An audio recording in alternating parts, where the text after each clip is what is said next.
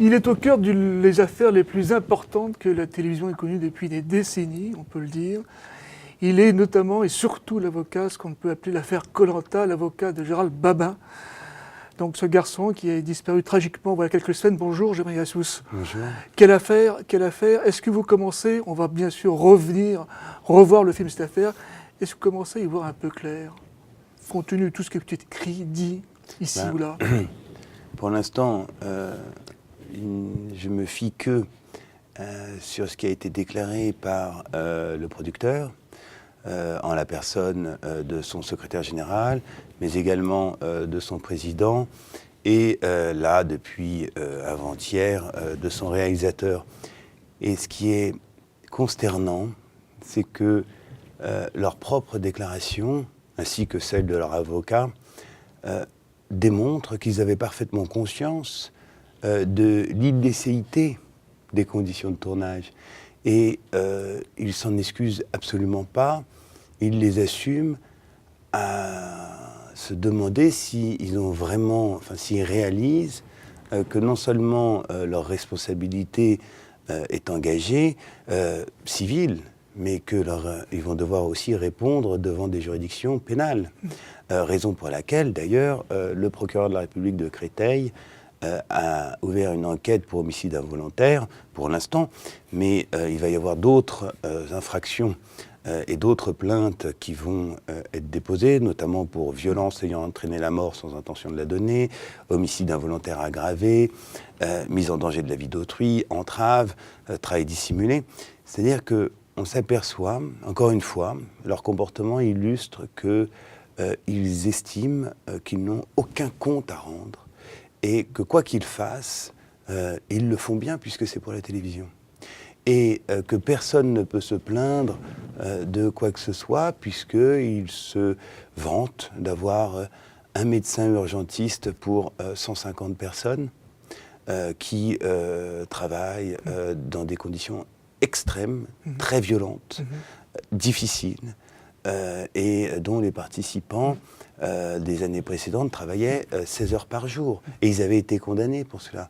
Ils travaillaient 16 heures par jour, 7 jours sur 7, pendant 40 jours. C'est quand même eux qui se vantent d'avoir des salariés qui perdent jusqu'à 18 kilos en 40 jours. Et pour eux, c'est quelque chose de bien. Dans n'importe quel autre secteur d'activité, que ce soit le bâtiment, que ce soit l'industrie, alimentaire, automobile, télécom, puisqu'on a beaucoup parlé de France Télécom. Ça ne passerait pas, bien sûr. Jamais. Bien sûr. Et ils seraient condamnés systématiquement, et ils auraient même interdiction de continuer de telles pratiques. Alors j'en reviens déjà à la condition, en tout cas à la mort même de ce pauvre garçon. Est-ce qu'on sait aujourd'hui cliniquement ce qui s'est passé, ou est-ce qu'il y a encore des examens en cours qui permettraient en tout cas d'aller un peu plus loin de ce qu'on a pu voir ou entendre ou lire jusqu'ici?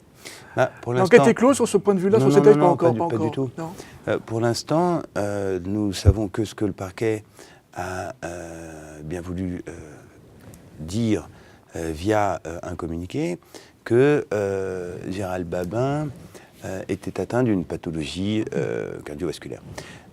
Mais ce qu'il faut savoir, c'est que contrairement à ce que soutient avec énormément de maladresse Pierre-Olivier Sûr, donc leur avocat, ça ne les disculpe absolument pas. Vous pouvez parfaitement être atteint d'une pathologie cardiaque et ne pas finir comme Gérald Babin l'a fait. La cause de la mort, ce n'est pas la pathologie, c'est ce qui a provoqué. Et c'est le stress, la violence, la fatigue, l'épuisement, la chaleur, puisqu'il faut quand même rappeler, et là toujours c'est les propres déclarations de leur avocat, donc c'est pour vous dire à quel point ils s'estiment bénéficier d'une espèce d'immunité. Les participants sont mis dans un hôtel à partir de 17h, l'Holiday Inn de Roissy, réveillés à 5h, 16 heures de vol, 4 heures de bus, briefing, visite médicale, soi-disant. Ils dorment quelques heures et on les réveille à 3 heures du matin, heure locale. On les emmène sur le site. La première épreuve commence à 7 heures du matin, entre 7h et 7h30 du matin. On leur demande de parcourir 250 mètres en âge libre, mais le plus rapidement possible, où il faut donner le maximum de ce qu'ils ont. Vous imaginez l'état d'épuisement. Des gens épuisés, bien sûr. Donc ce sont des gens, si on considère, ils sont à la disposition de l'employeur, là, de la société de production, depuis plus de 32 heures. Et une fois qu'ils arrivent sur la plage, on les laisse attendre plus de 4 heures en plein soleil. Et le réalisateur dit, mais attendez, on leur a donné une gourde, ainsi que de la crème solaire. On a tout fait. Ça fait que ils se retrouvent dans un état extrêmement difficile et dangereux. Et fragile, bien sûr. Mais, bien sûr. Et vous interrogez n'importe quel médecin, ils vont vous dire, notamment les urgentistes, qu'en période de canicule, les premiers morts sont les grands sportifs. Puisque ce sont ces derniers qui, lorsqu'on leur demande de pratiquer un effort extrêmement important, puisqu'ils ont l'endurance, l'entraînement pour le faire, ils peuvent le faire. Ils ont tant les muscles que le mental. Le problème, c'est le corps, et particulièrement le cœur, lui, n'a pas eu le temps de s'adapter, notamment à ce qu'on appelle un choc thermique. C'est quand vous passez, là en l'espèce, c'était 0 degré. Tennis, avec des personnalités par le passé, c'est arrivé. Exactement ça. Donc c'est quand vous passez, par exemple, de 0 degré, comme c'était le cas au mois de mars, à 40 degrés, que vous êtes épuisé, que vous avez peu mangé, vous êtes peu hydraté. Si on vous demande de faire un effort extrêmement important, eh ben c'est là où vous risquez d'avoir un malaise, voire une attaque cardiaque. Est-ce que la production, en tout cas de l'émission en question, aurait pu déceler les problèmes cardiaques qu'avait Gérald Babin? Deuxième question, est-ce que les examens, en tout cas médicaux, qui sont faits en amont de cette émission sont suffisants en la matière? Comment on procède quand ils sont castés et embauchés? Justement, je ne vais pas faire comme leur avocat, c'est-à-dire m'attribuer des compétences médicales que je n'ai pas.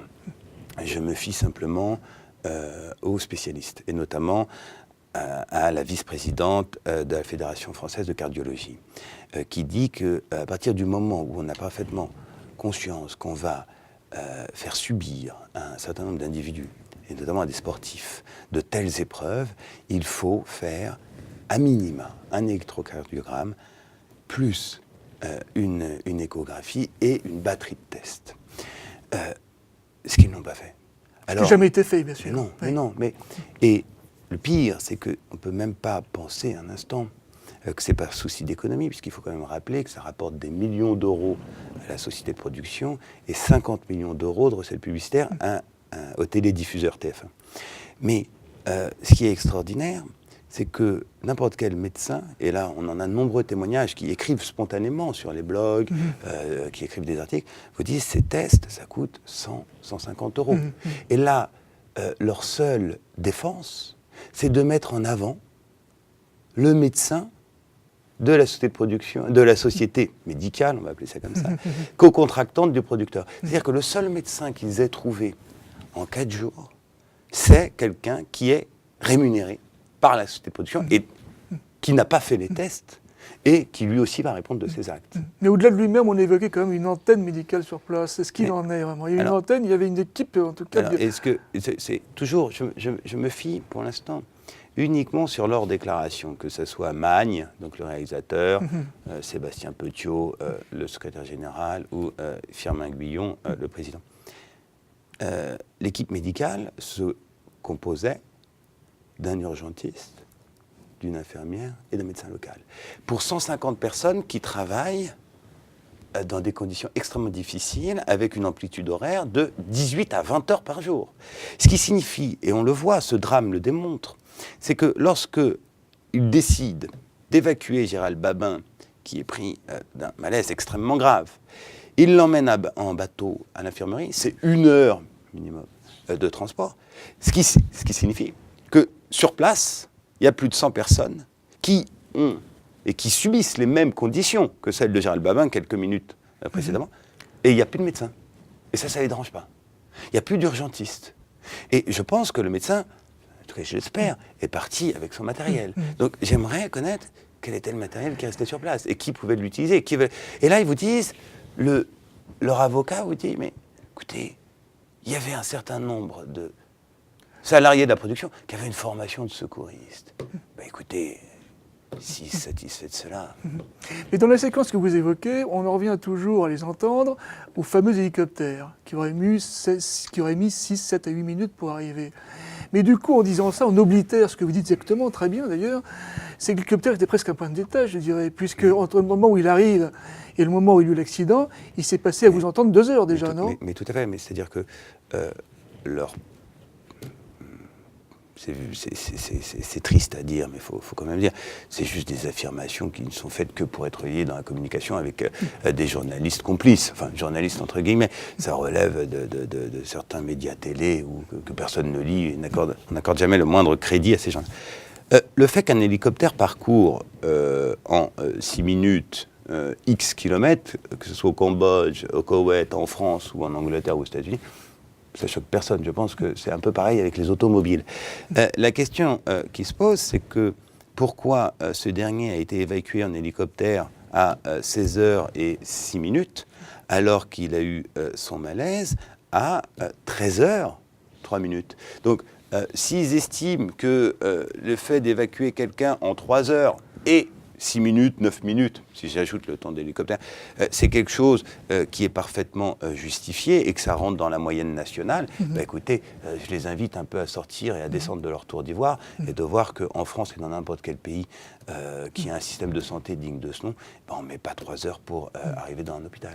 On a très vite accablé dans un premier temps donc, ce fameux médecin, aujourd'hui décédé. Donc il faux. s'agit beaucoup plus d'une responsabilité collective qu'une responsabilité individuelle. Mais tout à fait, mais ce n'est pas le médecin qui a été accablé, c'est la production. D'ailleurs, je vous invite j'invite vos internautes à relire la lettre du médecin. Il ne remet pas du tout en cause les témoignages qui ne sont pas anonymes, contrairement à ce qu'a pu écrire la production, ainsi que Non Spoilé. Les témoignages qui émanent de la production, puisque ce sont des salariés de la société de production qui ont témoigné auprès de certains de vos confrères, il ne le remet absolument pas en cause. Ce dernier dit « j'ai fait le maximum de ce que j'ai pu. J'ai traité Gérald Babin comme un patient et non comme un participant. » Déjà, j'aimerais bien qu'on m'explique la différence, mais toujours est-il que c'est certain. C'est un médecin, mais n'importe qui. Vous-même l'aurez traité avec le maximum et au mieux de vos capacités, de vos connaissances. La question n'est pas là. La question est, est-ce qu'il avait les moyens de le sauver ? Actuellement. Est-ce que si on lui avait donné les moyens indispensables à n'importe quel organisateur de tel tournage, n'importe quel médecin aurait dû avoir sur un tel site, est-ce qu'il l'aurait sauvé ? Je pense que oui. J'en suis convaincu. Mais si on ne lui donne pas les moyens, il fait avec ce qu'il peut et voilà.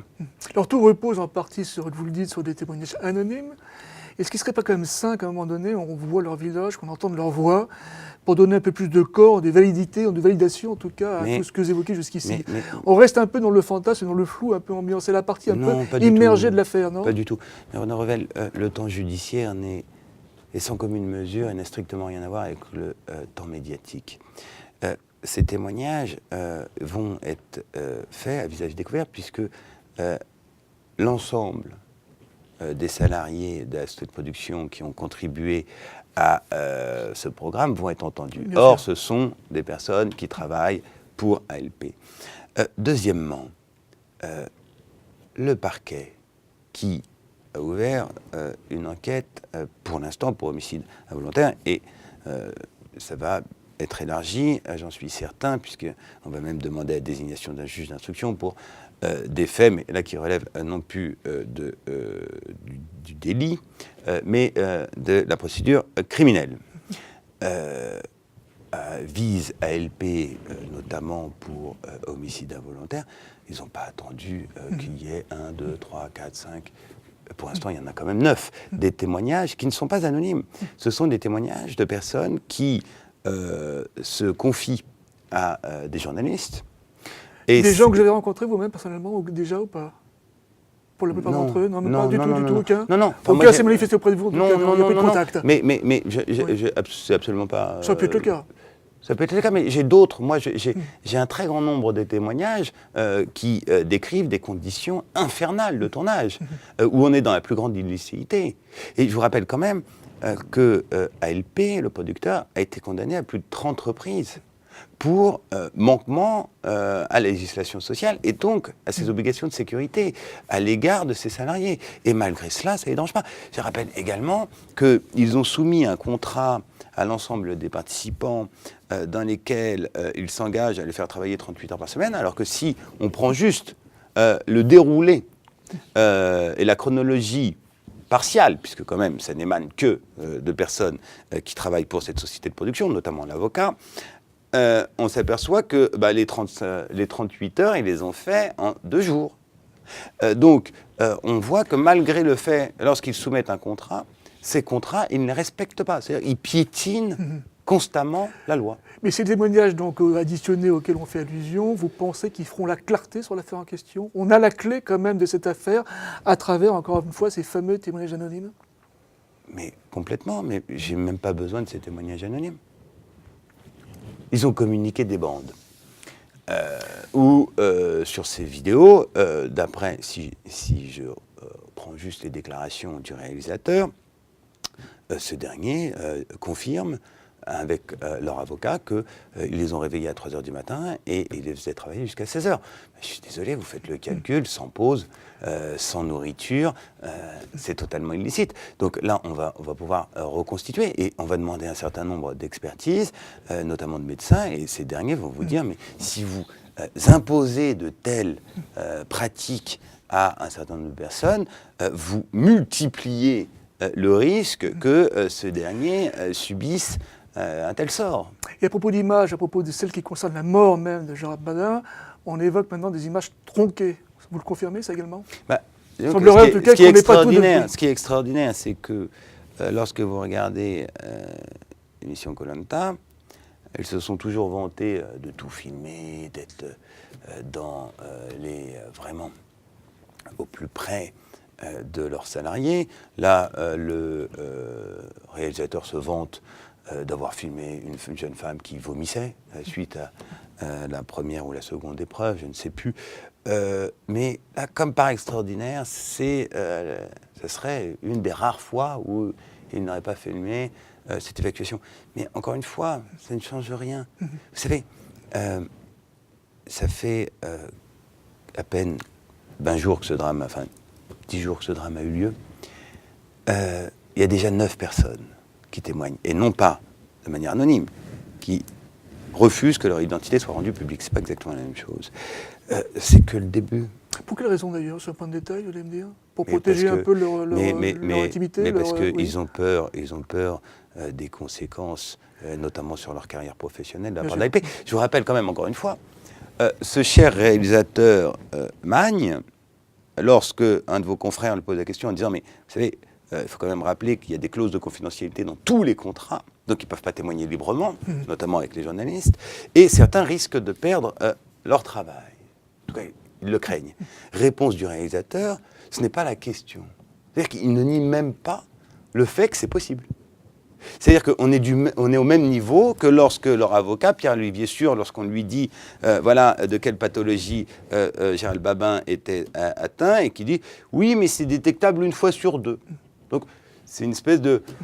on prend un risque à hauteur de 50%, il y a 50% de risque, 50% de chance, on le prend. Et vous n'allez quand même pas nous en vouloir de ne pas faire un test à 150 €. Vous êtes fait une religion aujourd'hui. Est-ce qu'on est aujourd'hui, à l'heure où on parle, dans le cadre d'un mensonge assez énorme, ou est-ce que cette boîte de production a été faite au menti, en tout cas au péché, je dirais, par omission?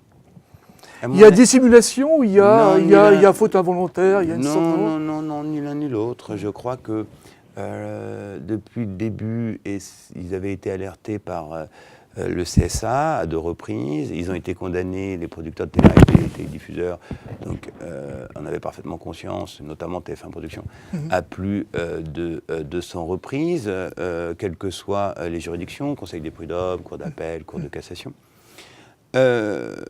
Ils avaient parfaitement conscience, et c'était un de leurs avocats qui avait dit « Mais comment voulez-vous salarier des gens 24 heures sur 24 ?» On a cherché dans tous les sens, c'est incompatible avec le Code du travail.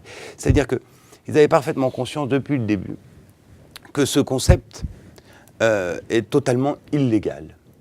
Et si vous voulez respecter la loi et le concilier avec votre concept, vous ne pouvez pas.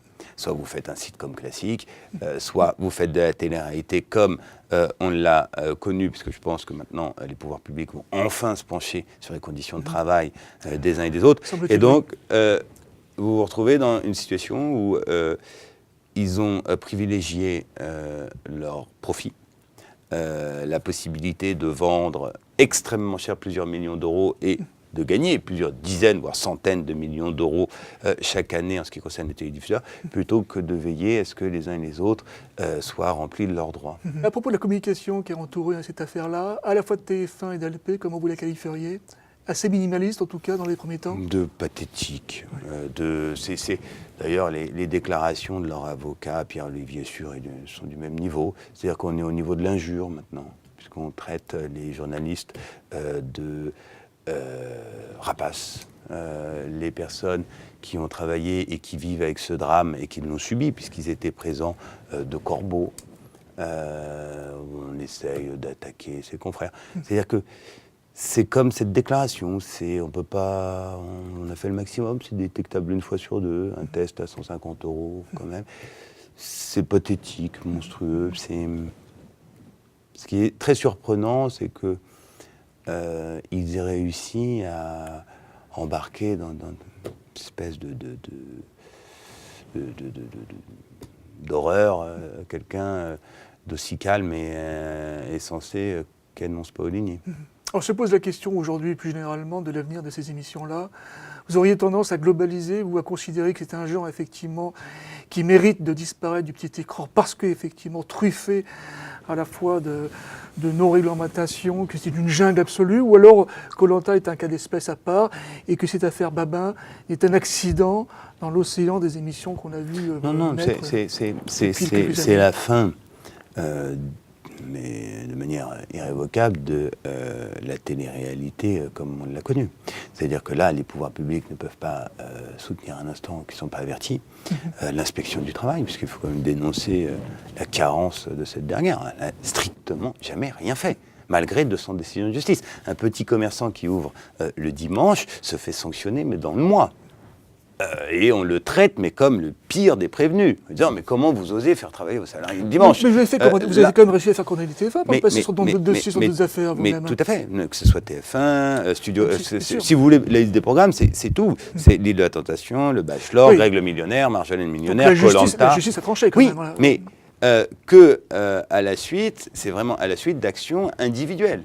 Jamais les autorités publiques, alors qu'elles en avaient le pouvoir, l'inspection du travail ou le ministère public, a bénéficié de tout ce travail qui avait été fait par les magistrats pour justement dire mais c'est totalement illégal. Donc maintenant, soit ils font de la télé-réalité parfaitement légale et ça devient de la pure fiction, et dans ces conditions, c'est vrai qu'on peut se poser la question, pourquoi le téléspectateur regarderait une fiction qui est d'aussi mauvaise qualité alors qu'on lui propose sur d'autres chaînes quelque chose qui est bien mieux fait. Donc oui, ça sera la fin. Mais ce sera surtout, et c'est ça qui est très important, c'est que regardez un prime time, une série télé pour TF1, quand TF1 le produit, elle finance à hauteur de 1 million d'euros. Oui, les recettes publicitaires, c'est quelques centaines de profits, j'entends. La télé-réalité, si on fait le calcul, et d'après les chiffres de M. Beretta, donc votre confrère du Point, qui est extrêmement bien informé en ce qui concerne TF1 et ALP, ce dernier reconnaît qu'un prime time coûte à peu près entre 200 et 250 000 euros.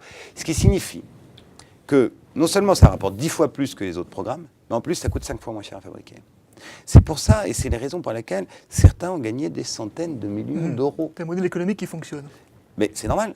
Quand vous ne payez pas de charges sociales, quand vous faites travailler vos salariés 24 heures sur 24, 7 jours sur 7, pendant des semaines et des semaines, vous savez, vous enlevez les charges sociales à Renault ou à Peugeot, puisqu'on a beaucoup parlé de Peugeot, vous leur demandez de ne pas payer un très grand nombre de taxes et d'impôts, je pense qu'ils retrouveront très vite les bilans positifs. C'est pas difficile dans ces conditions. Dernière question, Jamie Assous, comment va la famille Babin? On en parle peu, on ne les connaît pas, les parents de ce garçon. Vous les voyez fréquemment. Dans quel état sont-ils et qui sont-ils? Ce sont des gens extrêmement dignes, effondrés par le drame qui les a frappés, mais ce sont des gens très pieux, très dignes, qui sont habités que d'une seule volonté, c'est de connaître la vérité, qui n'ont jamais eu confiance et n'ont jamais cru aux différentes versions, parce qu'il y en a eu plusieurs, de la société de production, qui ont toujours émis les plus grandes réserves, et qui maintenant attendent du travail, que ce soit la justice, mais aussi la police, et également le travail de leur conseil, que la vérité soit faite. Et vous espérez un dénouement rapide maintenant, ou est-ce qu'on connaît la longueur des procédures judiciaires? Ah non, ça ne sera pas... Non, ça va être long. ils ont parfaitement conscience que ça va prendre des semestres, voire des années. Et vous serez toujours à leur côté, bien sûr. C'est à eux de le décider, hein. Je suis qu'avocat. Merci Germain Assous, merci de passer sur le plateau, merci.